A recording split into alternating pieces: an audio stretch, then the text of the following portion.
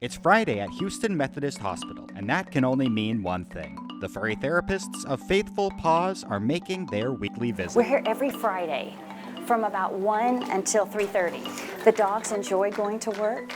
They look forward to it. Ruby starts to whine just like she does when she's running competition.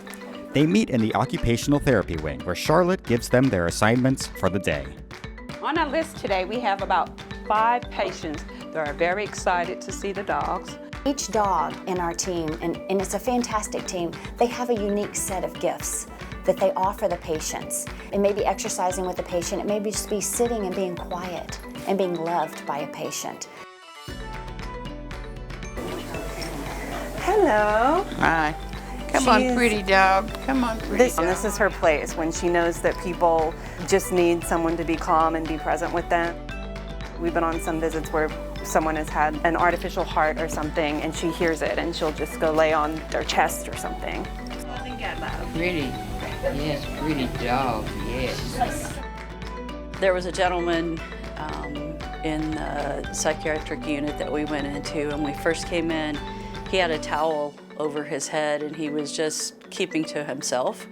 And Chula went up to him and kind of stuck her head up under the blanket and interacted with him.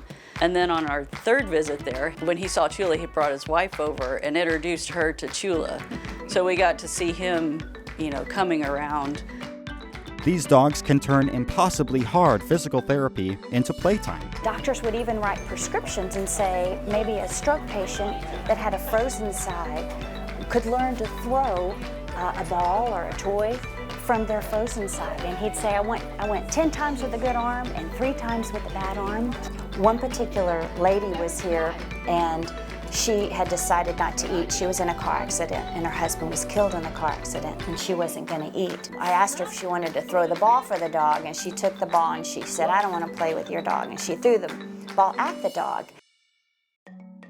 And the dog picked it up and brought it back and put it in her lap. Within 10 minutes, she was throwing the ball down the hall. One of the brilliant nurses handed her a hamburger and she started eating. It was the first time in 3 days that she had had any food to eat and started eating, and she was able to go home from the hospital at the end of the week.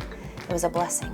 And if the soul is wounded, dogs can heal that too. Jax is 5.5. And he's been with me for 3 years. Actually, yesterday was his gotcha day. I got him at the AKC show. They had rescued him from the Montgomery County Animal Control, where he had been turned in when he was 2 years old, in terrible, terrible physical shape, malnourished, and unsocialized. I actually got Jax for my husband who had Alzheimer's, and I thought that Jax and he might be a really good pair. My husband had been a lifelong dog owner and lover. It was actually a little too late in the process of the disease for him. My husband died 2 months ago. So Jax has actually turned out to be my therapy dog. Jax has been with me through it all. Okay. Yeah. Good job. Very nice. Good. Can you spin?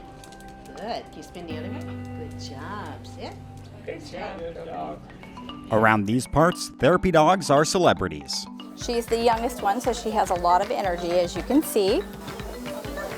There, good girl. I've been looking at your picture for a week or more. Yeah. I hope every day. I see maybe 1 time a week is not enough. Sit. Sit. Good job. Good job. Dogs are wonderful, and they do bring joy. Emotionally, it's very hard being in here at the hospital, so it's a spark of joy, really. When the patients are asked what they enjoyed most about their stay here was looking forward to the dogs. They say that time and time again. It's fascinating. They remember the dogs' names. Nobody knows our names. We're not important. Not important? We don't believe that for a second.